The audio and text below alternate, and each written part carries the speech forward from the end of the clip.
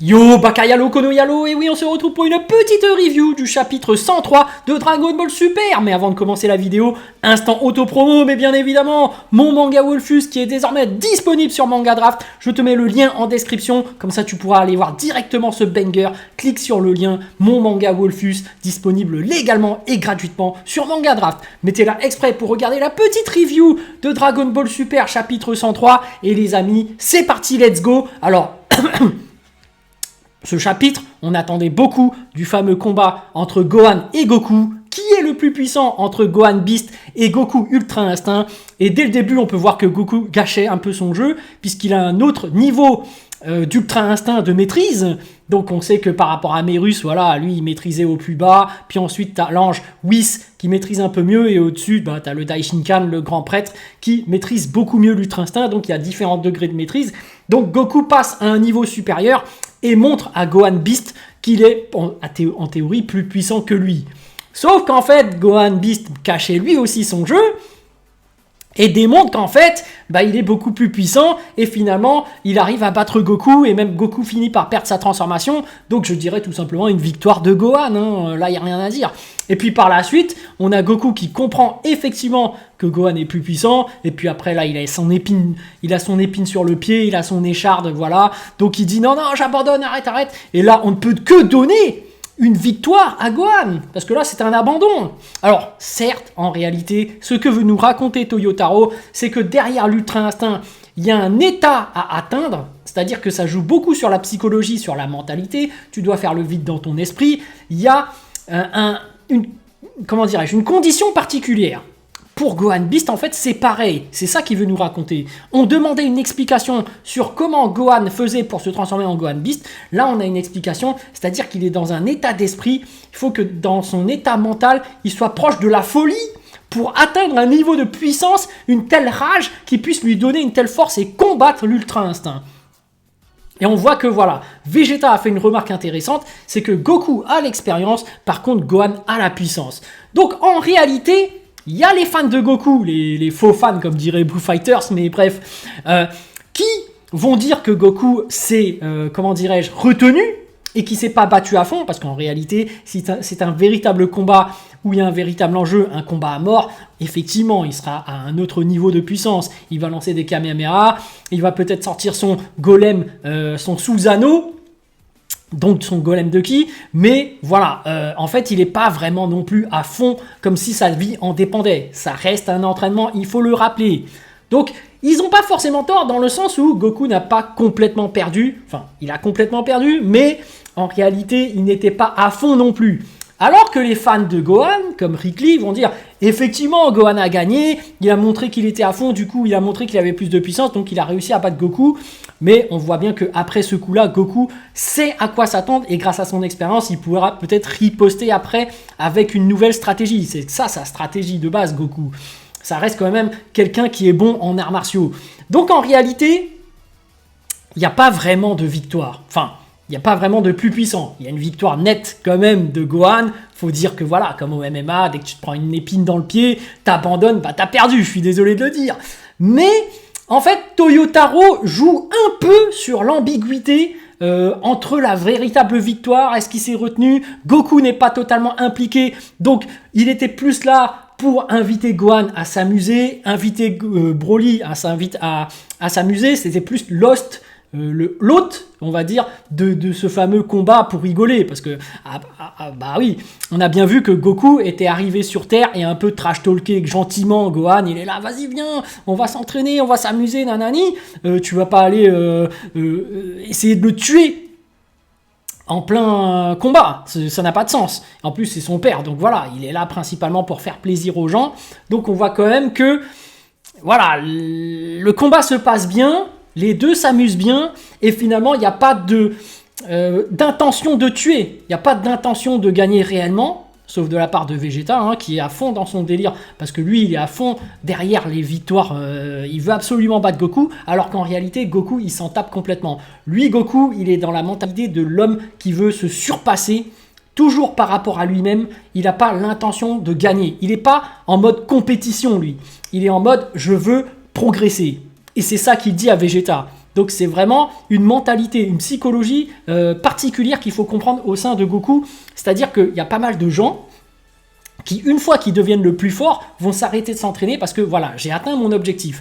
Et c'est certainement ce que va faire Vegeta. Puisque lui, il est là, il veut gagner absolument. Mais Goku, ce n'est pas ça finalement. Lui, tout ce qu'il veut, c'est progresser, progresser et affronter des personnes plus fortes que lui. Et c'est pour ça qu'une fois qu'il voit que Gohan est plus puissant que lui, ça le fait kiffer. Du coup, il dit, bon bah maintenant, il va falloir faire progresser Broly parce que comme ça, s'il devient plus fort que moi, bah je pourrais autant m'amuser. Parce que lui, c'est son kiff de combattre des gens plus forts que lui. C'est pour ça qu'il fait venir Broly. Et Broly qui se transforme en Super Saiyan et qui évolue. Et on voit bien que en termes de niveau de puissance, il les rivalise avec Gohan Beast, bien sûr, qui maîtrise un peu plus. Hein. On voit quand même qu'il y a une victoire quand même nette de Gohan Beast sur Goku Ultra Instinct et sur Broly Super Saiyan.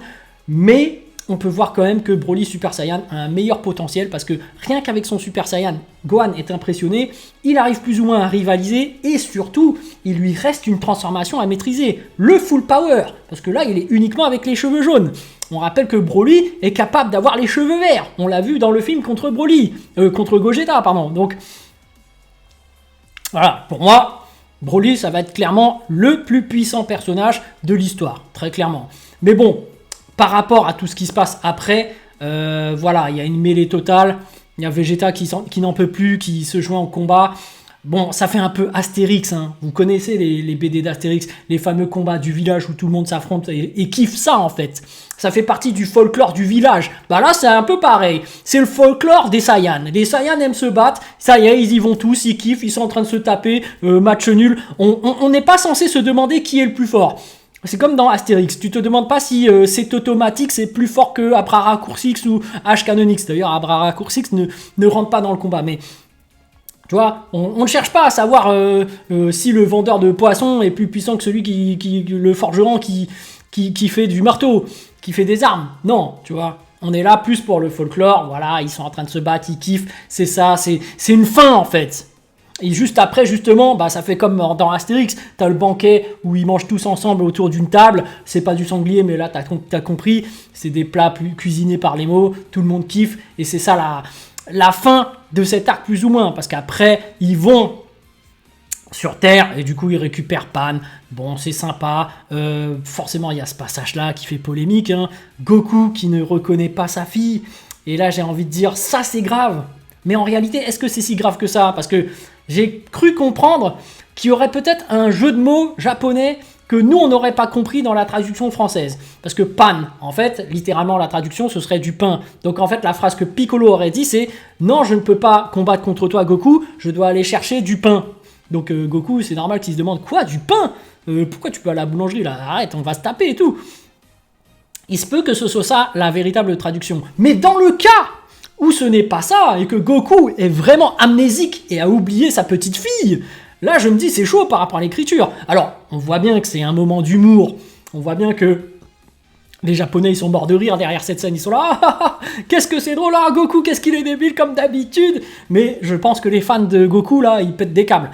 Ils doivent se dire, non, c'est pas possible, arrête Goku, c'est quand t'étais tout petit que t'étais tombé dans la tête, qu'est-ce qui se passe, la blessure est remontée, t'as Alzheimer depuis, t'as des problèmes d'amnésie, comment ça se passe? Parce qu'il a oublié aussi, on se rappelle, avant, qu'il avait embrassé sa femme, et c'était encore un moment d'humour.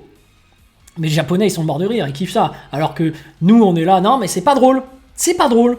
Donc voilà, je comprends les fans de Goku parce que en réalité c'est un irrespect de la personnalité de Goku et en plus il est devenu immature.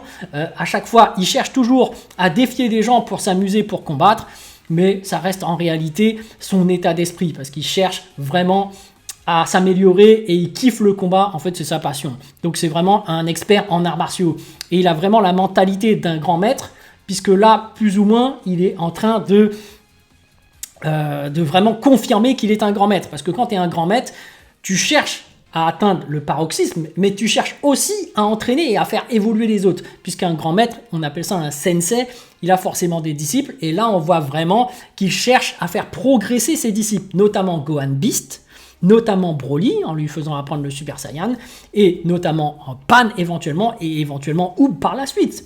Donc on voit vraiment qu'il a cette mentalité, Goku, de grand maître, de ne pas être un compétiteur, parce que finalement le compétiteur c'est plus Vegeta. Et voilà, hein, ça se termine plutôt bien, tout le monde est content. Mais par rapport au chapitre, moi je dirais que le défaut, c'est qu'on a pas mal de...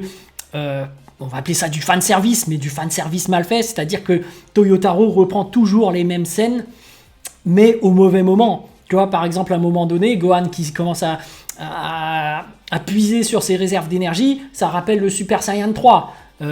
Goku qui abandonne, ça te rappelle quand il avait abandonné contre Cell. Il y a pas mal de petites phases où à la fin Goku qui bloque, c'est comme le coup de pied de Oob qui bloque à la fin. Bah là, il a fait la parallèle avec Pan. Bon, je trouve que c'est un peu fan service raté en fait, parce que c'est pas... Il n'y a pas de choses racontées vraiment derrière. Il prend des scènes qu'il a déjà vues, qu'il les replace au même endroit, mais en fait il change juste les personnages entre eux, il alterne. Bon, Toyotaro, moi je m'attends vraiment à ce qu'il crée vraiment un truc authentique provenant de lui et qu'on ne ressente pas derrière l'écriture de Toriyama maintenant. Tu vois, parce qu'il y a trop de passages où c'est pris de Toriyama. Alors que là, il n'y a plus Toriyama, donc tu n'as plus d'excuses. Tu dois prendre en charge l'œuvre et tu dois assumer tes responsabilités. Vas-y, lâche-toi, sors ton propre scénario et fais tes propres scènes de combat. Tu vois, arrête de t'inspirer et de toujours reproduire les mêmes trucs que Toriyama. Mais bref, après le chapitre était sympa. Voilà, c'est une fin qui est correcte. C'est voilà le banquet d'Astérix, le folklore d'Astérix, des Saiyans qui se combattent, ils aiment ça et les autres ne comprennent pas comme Chilai et les autres sont morts de rire comme Beerus. Enfin non, Beerus il est grognon. C'est plus Whis qui est mort de rire. Et on voit bien que Beerus cherche un remplaçant, donc ils appuient sur ce côté. Et on peut même se poser la question, est-ce que Goku Ultra Instinct ou Gohan Beast ont atteint le niveau de Beerus? Bah en fait, ça joue encore sur l'ambiguïté. Toyotaro, bah il ne te dit pas clairement qu'ils ont dépassé Beerus. Ils disent plutôt que Beerus ne veulent pas qu'il revienne, donc ça sous-entend qu'ils n'auraient plus rien à apprendre à la Z-Team. Cependant, comme on sait que que Dragon Ball c'est la poule aux œufs d'or de la Shueisha, bah il se peut que finalement ils rehaussent encore le niveau de Beerus et qu'ils disent non mais en fait il est au même niveau de Whis, parce que la finalité c'est ça, ils vont tellement repousser le niveau de Whis qu'il sera au niveau de la puissance de Beerus, pardon, ils vont tellement le repousser jusqu'à atteindre le niveau de Whis. Donc ils vont essayer d'exploiter la licence tellement à fond que voilà, ils vont continuer à faire une histoire et remettre encore Beerus au plus haut niveau pour qu'il y ait une suite. Parce que le fil rouge, c'est que Goku dépasse Beerus. Et là, ça reste ambigu. On ne sait pas vraiment s'il a vraiment dépassé. Donc ça reste une fin. Parce que tu peux te dire qu'il l'a dépassé, mais d'un autre côté, il se peut que la Shueisha revienne. Il fait non, il ne l'a pas dépassé, donc on le remet encore au-dessus. Donc en fait, ils ont encore des choses à apprendre. Donc on peut encore caler une histoire entre le grand Tenkaichi Budokai, le 28e, et celui-ci. Donc, on connaît la Shueisha. En fait, voilà, c'est les ayants droit qui, clairement, jouent sur l'ambiguïté. Ils ne te donnent pas vraiment de vainqueur entre Goku Ultra Instinct et Gohan Beast pour la suite, forcément. Et ils ne te donnent pas véritablement de vainqueur entre Goku Ultra Instinct et Beerus. Est-ce qu'il a réatteint son niveau ou pas? Il reste ambigu. Donc, ce qui fait que voilà, il ne s'engage pas, ce qui fait que à la fois il ne déçoit pas les fans de Goku, à la fois il ne déçoit pas les fans de Gohan, et d'un autre côté, il te laisse une ouverture par rapport à une éventuelle histoire qui peut se profiler encore entre le tournoi Tenkaichi Budokai et cette fin-ci. Donc voilà les amis, petite review sur ce, je vous dis donc à plus dans le bus, ou plutôt à plus tard dans le car, ou plutôt à bientôt dans le bateau.